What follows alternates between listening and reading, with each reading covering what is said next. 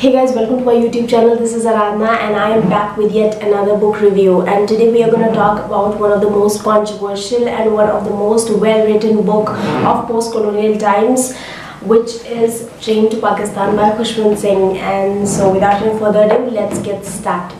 This book was published in 1956 by Khuswant Singh, who is one of the most important post-colonial writer of India and also one of the most well-known journalists of colonial India. This book is not a light read which can be read just for fun, because the subject of the book is very depressing, and it can impact your mind and your soul in a very deep way. This book talks about the summer of 1947, which is the year of the partition of India, and it talks about a village called Manumajra, which is present on the border of India and Pakistan, and nothing has changed there as of now, but things start to get a little difficult for Muslims living in the village, and that is all the plot of the novel is all about. Now what happens is that a local money lender of the village is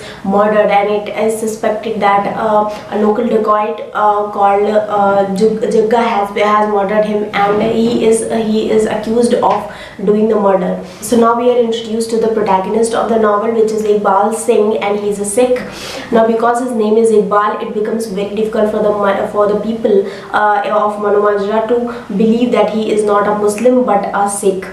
Now because of the partition, the chaos is there, and the Hindus are coming back from the Pakistan part, now Pakistan part, to India, and the Muslims in India are going to Pakistan, and this happens via the railway station of Manumajra, where the train stops and people have to come and go. Now further what happens is that people of Manumajra are kept away from the station, because the trains coming from Pakistan are full of Hindus and Sikhs who has been murdered by Muslims, and they have sent the train of murdered people, and they have been buried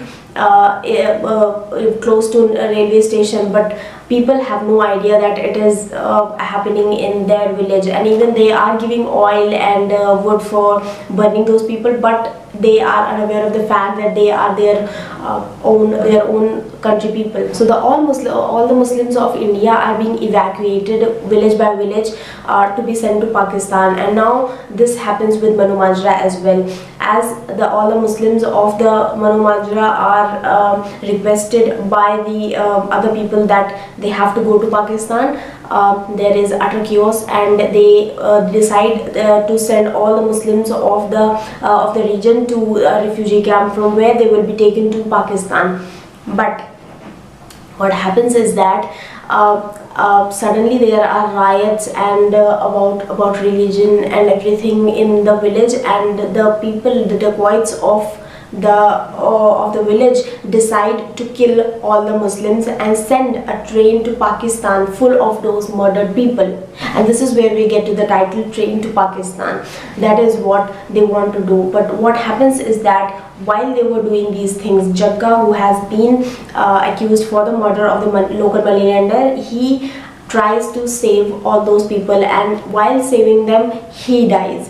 And this is all the book is all about, though there are many details which I have left, and for that you have to read the book to get to know all those things. Now time for my review. I think this book in one sentence says that an eye for an eye will make the whole world blind, and this is so true, because this is what you see. This is you are killing your own countrymen. And also I think the perspective given by Khuswant Singh as about how religion is affecting our country is way too more appealing and relevant to the present condition of India as it was in 1947. I mean, the way he has talked about all the things that religion has made us do all these years, and which has affected our country so much that we need to get out of those things. And I'm going to read a little 3-4 lines of what he has written here, that India is constituted with a lot of humbug. Take religion. For the Hindu, it means little besides